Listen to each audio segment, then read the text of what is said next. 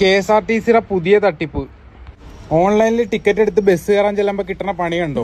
നിങ്ങളത് റെക്കോർഡ് ചെയ്തും വേണ്ട കേട്ടാ, അത് സെയിം വണ്ടി ഇല്ല, ഞങ്ങൾക്ക് ഇപ്പോൾ വണ്ടിയുള്ളൂ. ഓൺലൈനിൽ നമ്മൾ ടിക്കറ്റ് ബുക്ക് ചെയ്തത് സ്വിഫ്റ്റ് ബസ്സിനാണ്. ഇവിടെ വന്നു കഴിഞ്ഞപ്പോഴാ ഈ ലോക്കൽ ബസ്.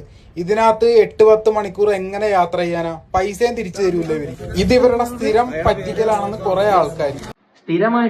സ്ഥിരമായിട്ടും ഇത് തന്നെയാണ് ഇവന്മാരുടെ പരിപാടി. ഇതൊരല്പം പഴയൊരു വീഡിയോ ആണ്, കുറച്ച് വൈറലായ വീഡിയോ ആണ്. എങ്കിലും ഇത് കണ്ടപ്പോൾ എനിക്കൊന്ന് പോസ്റ്റ് ചെയ്യണമെന്ന് തോന്നി, ഒരു കാര്യം പറയണമെന്ന് തോന്നി. ബുക്ക് ചെയ്തത് സ്വിഫ്റ്റ് ആണ്, പക്ഷെ വന്നപ്പോൾ ആനവണ്ടിയാണ്. ഇത് കൊടുക്കുന്ന കാശിനുള്ള ഒരു തിരിച്ച് കിട്ടുന്നില്ല. നമ്മുടെ സർക്കാരും നമ്മുടെ KSRTCയും ഒക്കെ വളരെ നല്ലൊരു സേവനമാണ് നാട്ടുകാർക്ക് ചെയ്യുന്നത്.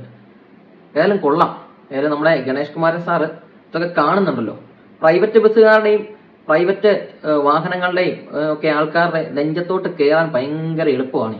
പ്രൈവറ്റ് ബസ്സുകാരെ അങ്ങ് പിടിച്ചു നിർത്തി അങ്ങ് നന്നാക്കും, അല്ലെ അവരെ അങ്ങ് നശിപ്പിക്കും എന്നൊരു ഭാവത്തോടു കൂടി ഇറങ്ങുമ്പം സ്വന്തം ഡിപ്പാർട്ട്മെന്റിലെ വണ്ടി എന്താണ് കാണിക്കുന്നത് എന്നും ഉള്ള കാര്യം കൂടെ ഗണേഷ് കുമാരൻ സാറിന് ഓർത്താൽ നല്ലതാണ്.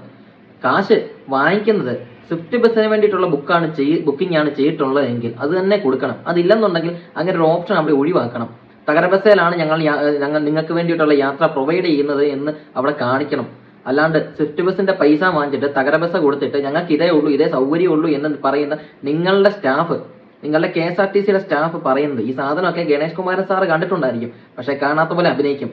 പാവപ്പെട്ട അല്ലെങ്കിൽ സാധാരണക്കാരായിട്ടാണ് ആളുകൾ സഞ്ചരിക്കുന്ന പ്രൈവറ്റ് ബസ് ഓണർമാരുടെ നെഞ്ചത്തേക്ക് കുതിര കയറുമ്പോൾ അവനവന്റെ സ്വന്തം, നിങ്ങളുടെ പിണറായി വിജയൻ പറഞ്ഞ പോലെ മടിയിലിരിക്കുന്നത് തുരുമ്പാണോ അതോ നല്ലതാണോ എന്നുള്ള കാര്യങ്ങളൊന്നും ചിന്തിക്കുന്നത് നല്ലതാണ്. പ്രൈവറ്റ് ബസ്സുകാരന്റെ നെഞ്ചത്ത് കയറാൻ ഭയങ്കര അങ്ങ് മിണുമിണുപ്പ അല്ലെങ്കിൽ ഭയങ്കര സുഖേടാണല്ലോ. ഈ കാണിക്കുന്ന ഈ ഒരു തിടുക്കം KSRTC ബസ്സിന്റെ കാര്യത്തിലും കൂടെ ഒന്ന് കാണിക്കണം. ഏത് സീറ്റാണോ ഏത് ബസ്സാണോ ബുക്ക് ചെയ്യുന്നത് അതിനനുസരിച്ചല്ലോ അവർ കൊടുക്കുന്ന കാശിനുള്ള മുതൽ തിരിച്ചു കൊടുക്കാനുള്ള ഒരു മിനിമം മാന്യതയെങ്കിലും KSRTCയും ഗണേഷ് കുമാർ സാറും ഒക്കെ ഒന്ന് കൊടുത്താൽ നല്ലതായിരിക്കും കേട്ടോ.